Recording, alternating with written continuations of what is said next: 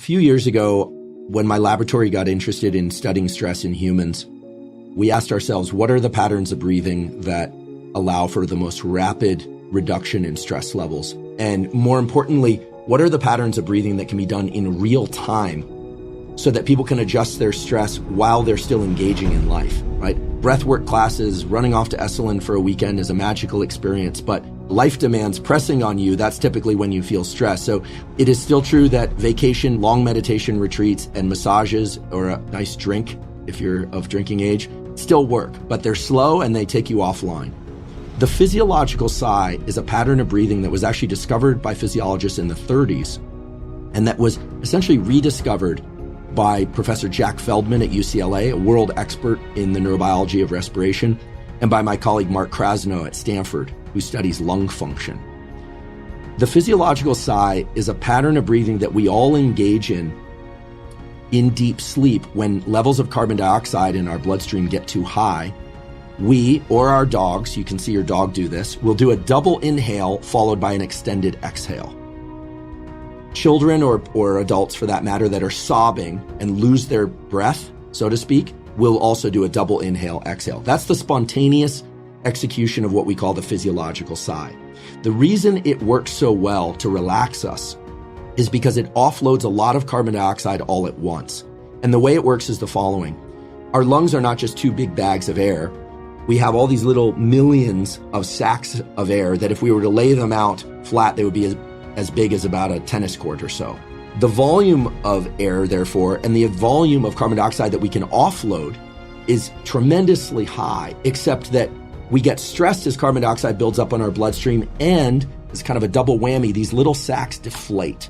Now, when we do a double inhale, so I'll do this now twice through my nose, or you could do this, or you could do it through your mouth, but it works best through the nose. It's inhale, and then you sneak a little bit more air in at the very end. When you do that, you reinflate those little sacs. And when you exhale, then you discard all the carbon dioxide at once. So the simple way to describe this protocol is that unless you are underwater, you do a double inhale followed by an extended exhale, and you offload the maximum amount of carbon dioxide. And we found in our laboratory, and other laboratories have found, that just 1, 2, or 3 of those physiological sighs brings your level of stress down very, very fast. And it's a tool that, you can use anytime. I do hope that people will kind of watch other people or dogs as they start to relax or go down to sleep. You'll see this pattern of breathing, but again, it can be consciously driven. The other thing about breathing, and the reason why exhales are so vital, is the following. I know there's a lot of interest nowadays in heart rate variability. Well, most people don't realize this, but your breathing is actually driving heart rate variability. So when you inhale, this dome-shaped muscle beneath your lungs, your diaphragm, actually moves down because the lungs expand, it moves down. When you do that, you create more space in the thoracic cavity, and the heart gets a little bigger, it actually expands. As a consequence, blood flows more slowly through that larger volume, and the brain quickly sends a signal down to the heart to speed the heart up. The short, simple version of this is inhales speed the heart up. When you exhale, the opposite is true. That dome-shaped muscle, the diaphragm, moves up.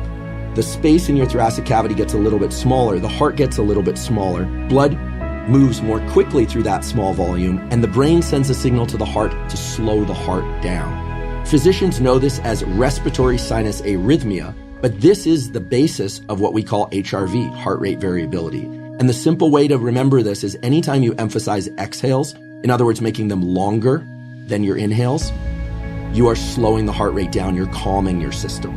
Anytime you emphasize inhales, you make them more vigorous or longer than your exhales, you're speeding up your heart. One of your mantras is, if you want to look like an athlete, train like an athlete. And I think that's something really special that sets aside what you do from what a lot of other very well qualified people do. And in terms of the use of weights and resistance, whether or not it's body weight or weights in the gym or pulleys versus cardio, in terms of overall health, aesthetics, and athleticism, is there a way that you could point to, the idea that maybe people should be doing, 50% resistance training and 50% cardio maybe it's 70-30, maybe it's 30-70. And here I'm talking about the typical person who would like to maintain or maybe even add some muscle mass, probably in particular areas for most people, as opposed to just overall mass, although we'll talk about that later. And people who want to maintain a relatively low body fat percentage and be in good cardiovascular health. What's the sort of contour of a basic program that anybody could think about as a starting place? I think it's like a 60-40 split, which would be leaning towards weight training, strength and then the conditioning aspect be about 40%. So if you look at it over the course of a training week, 5 days in a gym would be a great task. And obviously not in the gym, it could be done at home, but 3 days strength training, Monday, Wednesday, Friday, conditioning Tuesday, Thursday, 2 days. It's a pretty easy roundabout way to split that up. Of course, depending upon training goals, and as you said, the aesthetic goals, like that will shift dramatically.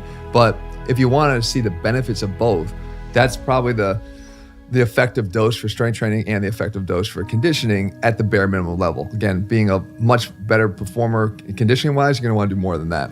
And in terms of the duration of those workouts, what's your suggestion? I've been weight training for about 30 years, running for about 30 years, and mainly for health, and have found that if I work hard in the gym or at resistance training for more than 60 minutes or so, it's very hard for me to recover. I start getting colds, I start getting weaker from workout to workout. But amazingly, at least to me, if I keep those workouts to about 10 minutes of warm up and 50 minutes or so of really hard work for resistance training, and I keep the cardiovascular work to about 30 to 45 minutes, I feel great. And I seem to make some progress, at least someplace in the workout from workout to workout.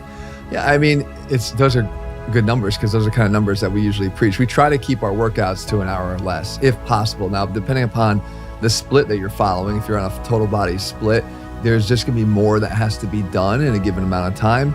And again, if you're training primarily for strength, that could prolong the workout because the longer rest times in between sets.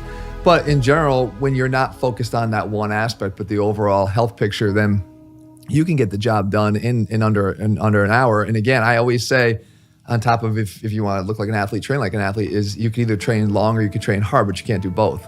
And I really believe that the focus for me, I have a busy life. I have a lot of other things that I do, believe it or not. And it's like, I want to go hard and I want to go get out. And I find that my body also responds to that. And I think a lot of guys' bodies respond to that. And particularly as you start to get older, I think it's the length of the workout that actually causes more problems than the intensity of what you're doing. Particularly if you're warmed up properly, like you said. I've found personally that my warm-up has had to become more of an integral part of my workout than it ever has before. I could get in the gym when I was 20 and I'm going right over, I'm doing the 1 set, 2 sets, I'm ready to go, and I never do another workout warm-up set for any of the other exercises I do the rest of the day. That's not true anymore, and I found that as long as I'm willing to sort of give myself a little bit of a warm-up, the intensity is not what bothers me. I'm very much in control of the weights that I use and it doesn't bother me. But if I start to go pretty long, I start to feel achy or I start to have problems. So again, depending upon age, that also plays a factor in the length. But again, I think everybody can achieve on a standard program, can achieve the results that they want within an hour.